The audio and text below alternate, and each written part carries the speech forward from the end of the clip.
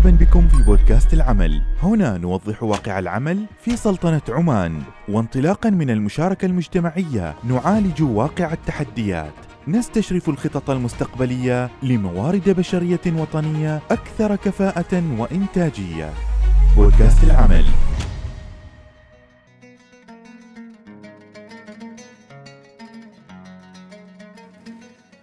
Dear viewers, welcome to a special and exclusive episode of the Labour podcast. Today we have an inspiring person with us here, and that is none other than His Excellency Gilbert Hongbo, who is the Director General of the International Labour Organization, who also served as a former President of the Council of Ministers of the Togolese Republic between 2008 and 2012, and is the first ever Togolese and African to take this position at the ILO. Welcome, Your Excellency, to the Sultanate of Oman. Thank you so much. Thank you for receiving me. Thank you for being with us. And let's dive right into it, Your Excellency. We would like us to tell us a bit more about the Director General and your role as being a Director General at the International Labour Organization. What does that entail? First of all, you know, the International Labour Organization was created in 1919, 106 years ago, after the First World War on that. And as an organization, you need the secretariat of the organization. And I lead as the Director General of the Secretariat of the organization, ensuring that we implement the decision made by the conference of what we call the International Labour Conference, which is the General Assembly, as well as the governing body, which is the Board of Directors.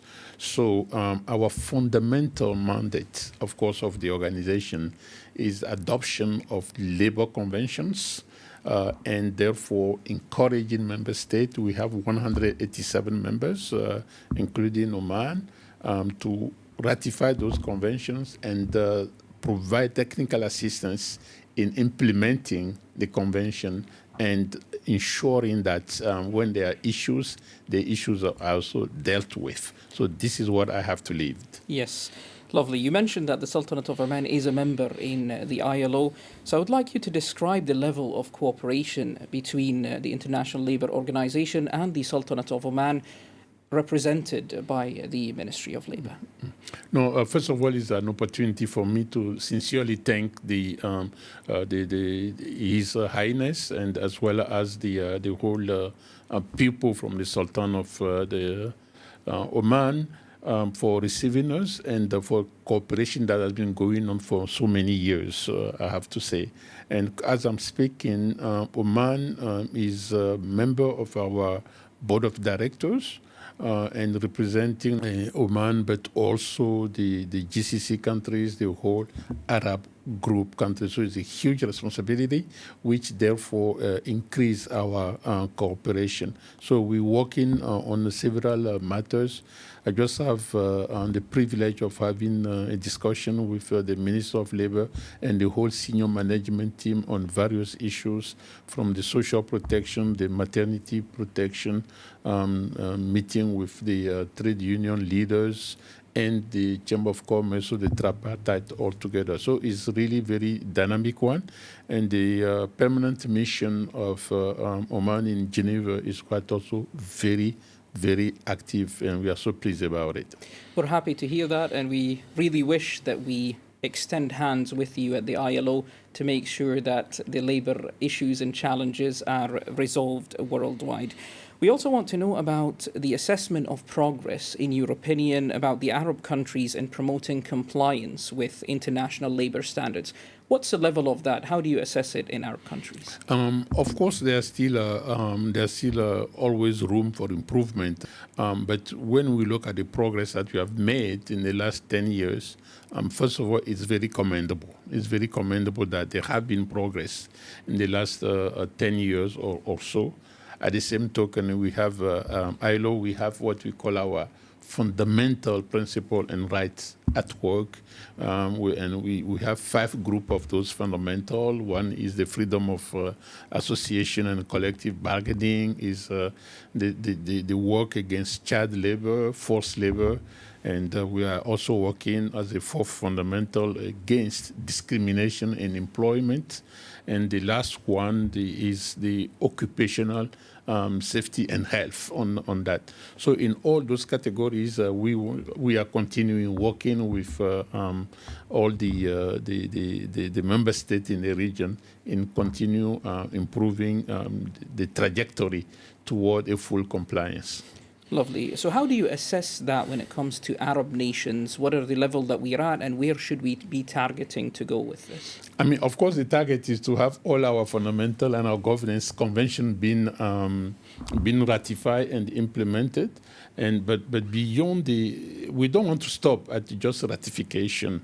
And we want to make sure that it's properly implemented on that. So working with the government and the social partners is how do we ensure that we identify the challenges and we address them properly. And we know very well that in the region, for example, we have the experts coming from foreign countries. The percentage is quite very high. And therefore, for example, we're discussing by the minister all the decision that were made to ensure that everything is integrated in the labor code, in the labor law, for example, is going to be important. Be it when you talk about domestic workers or any other sectorial, how do we ensure that issues are identified and properly addressed? And all of those, there is we are very pleased about the level of cooperation, the willingness of the cooperation by the different countries, member states. Yeah. Yes, let's move on to a different dimension, and we do want to talk about the main challenges that face you at the ILO, and what are the main challenges also that face the labour market today? Mm-hmm. There are several challenges. At the same time, there's also opportunities. One that comes to all of us in our mind is the artificial intelligence and the challenge that it poses in terms of labour market. At the same time, it does create opportunity for new type of employment, and therefore for us, what we are advocating in ILO, the importance of skills, the reskilling or the upskilling, in a way to show that the labor market is much more prepared for this digital transition which we are living. But we also have to face the new other transitions, transition toward a new economies, namely the green economy, which means that we know that there are some sectors that's been shifted toward renewable energy, and that also creates impacts on the labor market. So we need to take that into account. The other change that we see happening is the new form of work, be it for teleworking or other type of form, that this traditional job, 9 to 5, going to your workplace, we know is no more the case. How does that impact the industrial relation? It is one thing that we are working on. I wouldn't, something that is also of concern to us is the impact of the demographic shift in the labor market as well, with its consequences of the social security systems that we know in several countries are under pressure, financially under pressure. When you look at that, the structural dynamic of the traditional business model of the social security has been that the young generation are paying for the older generation by the principle of solidarity. Now that we see that older generation that is growing up at a time where the labor market with the AI in itself is shrinking, it causes a different level of imbalances, which we need to address. Yes.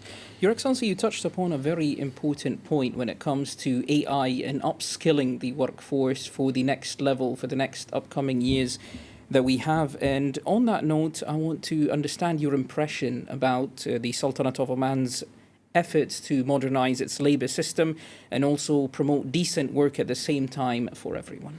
I mean, we were just discussing earlier this morning our next decent work program that we hope to be signed between now and February or March in the next 3 months or so, which tells you the effort on both sides to really ensure that we continue working on that.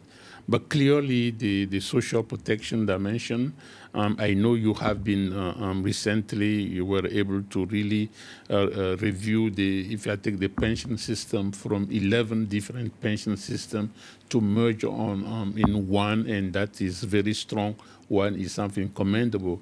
The work you are doing on the maternity protection is something, although the convention itself has not yet been ratified, and we want to push for the ratification of the maternity protection convention, but we know already that a lot of work is underway. Something that I believe is quite important to note in different fronts. Oman has made a lot of progress at the national level, quite frankly, and we are now advocating. Because of that, there's the gap between where the national law stands and the ILO convention. That gap is very narrowed. So we want to take that next step in implementing, in ratifying those conventions. The other thing is that you could see that globally, the authorities are quite very, in terms of global socio-economic planning in moving to this new economy, taking into account the global geopolitics. And we see that from ILO perspective, the traditional diplomatic role that Oman has already played in the region and beyond. We also see that in ILO own governance system, where we benefit from that experience from your country. Yes, and we do want to put our hands in yours and make sure that all challenges and everything is solved and resolved and we move all together forward. Now, I do want to take you into another part, which is the production parties. Mm-hmm. So every country has its production parties. What is the importance of social dialogue amongst different production parties here in the Sultanate of Oman, and what are the outcomes of that in terms of regulations of the ILO? Listen, in the meeting I just had, the Minister of Labour has insisted, of course, to have this meeting together with the Chamber of Commerce, representing the employers, and the representative, the Secretary General of the Trade Union, representing the workers, which we call the tripartism in ILO. And for us, is the social dialogue is one very, very, very important dimension of what we are advocating for. And so nothing replaces social dialogues if you want to have, to cultivate social stability in the given countries. And having that dialogue, although sometimes we believe that we always have disagreement, but when we start talking to each other, very often we solve the problem rather than creating problem. And traditionally, you might think that the employers and the workers will be fighting. But, although sometimes or a lot of time we have difficult discussion, but very, very often they will come always to an agreement. So in ILO, something that we like to praise ourselves is no matter what are the difficulties, coming to a decision by consensus, not necessarily having to vote, because we want to make sure that the government on one side, the employers and the workers, through social dialogue, always find a way forward in something that we always advocate for. So it's an important dimension of what we are doing. Yes, moving on to a very important thing, the production parties talk together, they communicate well, they reach to agreements. This leads to a social protection system. So what is the importance of having a social protection system in the Omani labour law and the Omani labour market as well? And how can we make sure that this social protection system, as we have here in the country, aligns with the aspirations of all national production parties? I mean, social protection is a fundamental pillar. When you talk about decent work, when we talk about the quality of jobs, nothing is worse than having a job and not being able to pay your bills at the end of the month. Nothing is worse than thinking that you have a job and as soon as a problem happens, then you are totally out of the labor market and totally unprotected. If we really want to fight inequalities, if we really want to reduce the gap between the have and the have-not, it is important that the society come with a system of protection that provide that assurance to the citizen on that. So this is what I said from the beginning. One of the major achievements for me in recent years here in Oman is really this social protection. Not only what you have achieved, but the importance that the authorities attach to it. Which I want to commend that and at the same time encourage to always include. And the second piece that I have to say the minister was very insisting on is the necessity to really include all the workforce, be it from a national or labor migrant, to make sure that all are protected. To state about a social protection system in a country, of course, if you have a stable social protection system in a country, that leads to economic and social development. So why are the international labor standards and decent work considered very important for this matter, for economic growth? No, listen, last year during our annual conference in June, a report that called the DG report to the conference, what we tried, the case that I was making is the nexus between economic growth, jobs, decent jobs, and labor rights. And we are arguing that the three are complementary. And to the contrary of what we might think, the more you have a decent protection for labor, the more you use decent job creation at the center of the policy making, the more chances you have for a stable economic growth. So we do believe clearly in ILO that the three can go hand in hand. One of the dangers is for us to focus on economic growth, having that growth just to end up by widening the inequalities, which, I couldn't help it, but I remember that if you look at ILO Constitution, as I said, in 1919, the Constitution was written, and the preamble to the Constitution says that if you want lasting peace, cultivate social justice. Lovely, beautiful message there. And with that, I do want to understand your message to the different institutions and also to the youth of the Sultanate of Oman in line of your work of ILO. How can we make everyone happy here in the country? Is a tall order to make everyone happy, but clearly, for me, is really the importance of social dialogue. So we have to put social dialogue social in front dialogue, of us. Yes. Between all the parties, the government on one hand, the trade union, the employers, quite frankly, the civil society. When a society attaches importance to social dialogue, or even talk about social dialogue, you can also talk about political dialogue. The more chances we have for peace, the more chances we have for stability. And we have to recognize that nowadays we need more than ever more social stability and peace so that all of us can have better life and focus on what is progress from our generation and our children's generation. Well, we'll leave you at this, but we do want to get a final message from you. What is your final message of putting all this together and making sure that the Sultanate of Oman moves forward when it comes to cooperation with the ILO and also moving forward when it comes to its labor market goals? And first of all, of course, as I said, that I want to express our great appreciation about the level of cooperation, which I don't want to take it for granted. And secondly, our work has to continue.